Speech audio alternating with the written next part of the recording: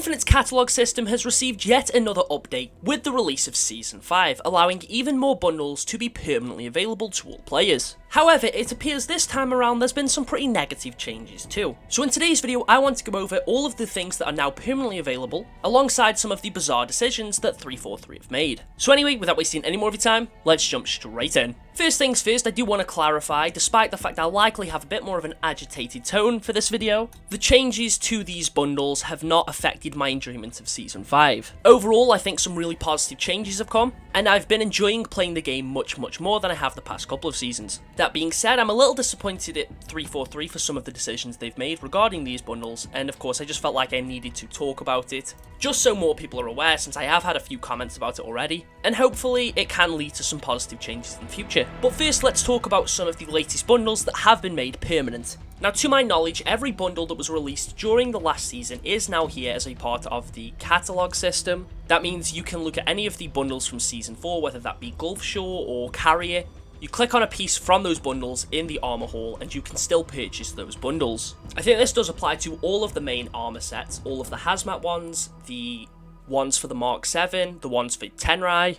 I believe they're all here and there's nothing stopping you just clicking on them and purchasing those bundles. And I think this seems to apply to the coating bundles released last season too, like you can still just purchase things like Cosmic Rain. That being said though, it appears some of these Season 3 bundles it does seem like some of these Season 3 bundles have been vaulted. You can still buy Peace Weaver, however you can't buy Flenser or Grendel. The Balor set is still available for purchase, however it appears the Eren Yes bundle has been vaulted. There was also a bundle that released last season that came with the Adrift Sapphire coating for all cores, as well as some shoulder pads and some other things for Mirage, however that's vaulted too and you can't purchase that anymore.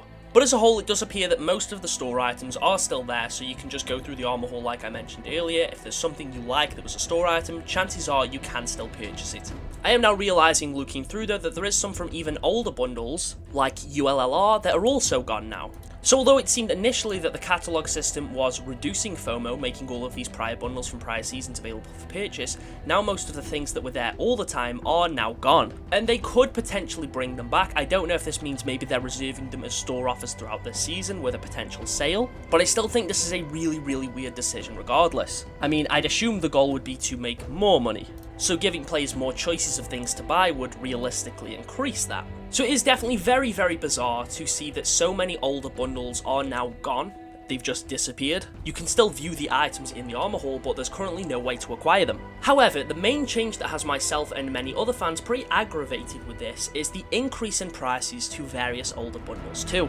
Like the Zvezda set, which was released at 2,000 credits but then reduced to 1,500, has now been taken back up to 1,800. Also, interestingly with this one, the coating has been made cross-core, which is cool, but if you view the coating on other cores and try to purchase it, it will say the item is vaulted, but then if you go to the helmet, you can purchase it, so maybe that's the case with some of the others that I have said are vaulted. Now, I get the price for this may have been increased for cross-core, but I don't really think that's a fair argument. I mean, visors have been cross-core since Season 2, and that didn't cause the price of bundles to go up. And there's also several bundles that do not contain cross-core items that have also seen a price increase. For example, there's a bundle for the Mark 7 that contains the UA Caster shoulders, the Scarlet Awake armor coating, and the Medox Unit Type 2 utility piece. The coating here does display that it's cross-core, but to my understanding I don't think this one is, but that has had its price increased to 800 credits, despite the fact it released at 500. We also have the bundle that contains the Raffia wood coating, the Fascinator helmet attachment, and the Fauna shoulders that has also been increased to 800, despite the fact that not a single piece here has any cross-core capabilities. So realistically, even the cross-core argument shouldn't apply to the price increase here. Some bundles, like the one that contains Sandrift Gully and the facelift attachment, have remained the same. There's been no increase here, that's still 500 credits, but I don't understand why some have had their prices taken up. Even the War Master armor sets. Now yes, the coating for this is now cross-core, but does that mean they should really be adding an extra 400 credits to that price tag? Personally, I don't think this is very fair to the fans that have stuck with the game, and it's equally unfair to fans that are returning or are new to the game entirely, as things are now more expensive and therefore technically harder to obtain. I get that some of these newer items will be higher price tags. The quality of a lot of these cosmetics are clearly much better than some of the things we had releasing in Season 1 and 2. That's not to say the stuff we had in those earlier seasons weren't great, but I don't think it's fair to go back and start increasing some of those prices. Even the Neon Superfly bundle, which I believe released at 1,200 credits, has now been increased to 1,600. Of course, this coating can now be applied to all of your weapons, all of your armor, and all of your vehicles, but that is still technically just one coating that is now applied to everything. I don't think it's fair to increase the price by an extra 400 credits. There is probably a lot of people that won't have an issue with this. Of course, it is only cosmetics, they don't affect the gameplay, and you don't need to purchase them to have fun.